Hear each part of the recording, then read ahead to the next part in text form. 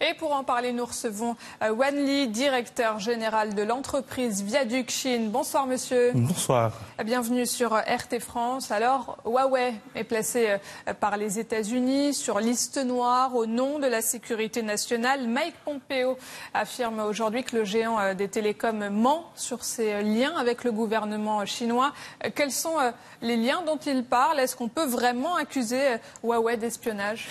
Je pense que quand vous analysez le fait, c'est rare de voir qu'un État prend en charge une entreprise, je dirais une lâchage administrative qui est injuste. Dans le fond, je me souviens aussi de la cicatrice française, Alstom, qui était sciée, qui était outragée par les Américains. Je pense que les Américains jouent un jeu d'abord déjà immoral, à mon sens, qui niait le droit de développement d'une entreprise dans un marché équitable librement.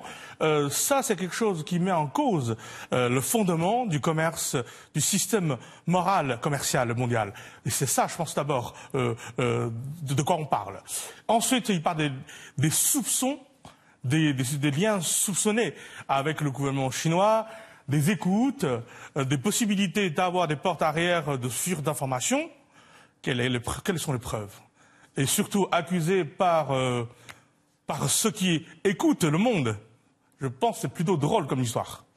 Les sanctions américaines ont de sérieuses conséquences sur Huawei puisque plusieurs entreprises à travers le monde ont annoncé la rupture de leur collaboration avec la firme chinoise. On a l'impression que Pékin est pour l'instant assez, entre guillemets, gentil face à ces sanctions américaines. Comment est-ce que la Chine peut répliquer face aux États-Unis? Est-ce qu'elle le peut et est-ce qu'elle le doit? Je pense que déjà c'est le jeu, la guerre commerciale entre la Chine et les États-Unis était lancée par les États-Unis. Donc la Chine souhaite discuter, résoudre le problème, sans avoir une attitude violente vis-à-vis des Américains. Par contre, les Américains, ils sont angoissés, ils ont peur, ils sont en train de penser qu'ils vont perdre leur leadership mondial en faisant avec des moyens petit à petit devient immoral, je pense. Je pense que la Chine est dans une posture de discussion, de résolution. Par contre, les Américains est en train de chercher du conflit. Vous dites que la Chine est dans une posture de discussion, mais est-ce qu'on peut discuter avec Donald Trump et son administration? On va essayer, on n'a pas le choix. Ils sont leaders mondiaux dans beaucoup de domaines. C'est le pilier de système précaire.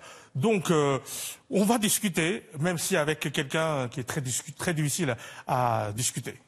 Est-ce que, à quelle réponse on doit s'attendre de la part de Pékin? Vous voyez qu'aujourd'hui, à travers le monde, vous avez deux visions de ce monde.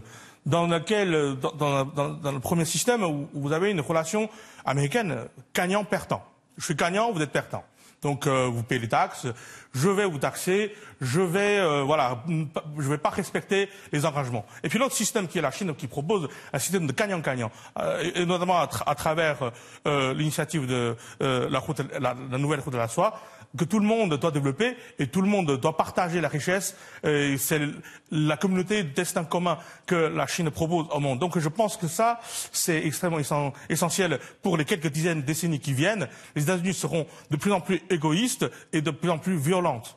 Compte tenu du poids de la dette américaine, des réserves chinoises en dollars, est-ce qu'on est quand même en mesure de se dire que la position chinoise dans ce duel, elle est plutôt favorable?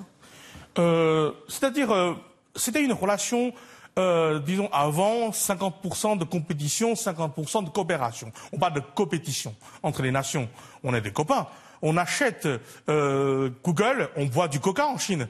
On a du Motorola en Chine, on a tous les marques américaines, on roule en bagnole américaine, Ford, etc. Ce n'est pas des ennemis des Chinois. Par contre, aux yeux des États-Unis, c'est un peu compliqué pour eux, parce qu'ils voient la montée en puissance de la Chine, et je suis désolé, la Chine travaille, les Chinois travaillent beaucoup, donc ils cumulent un peu la richesse. Je pense que c'est ça qui change un peu la considération des Américains. Aujourd'hui, pour eux, ils souhaitent considérer la Chine comme un adversaire, voire un ennemi. Donc aujourd'hui, Avant, on est 50% de compétition, 50% de coopération. Aujourd'hui, on va rentrer dans une phase peut-être 70% de compétition, 30% de coopération. Ça sera le mot de la fin, Wen Li. Merci d'avoir répondu à nos questions. Je rappelle que vous êtes directeur général de l'entreprise Viaduc Chine. Merci.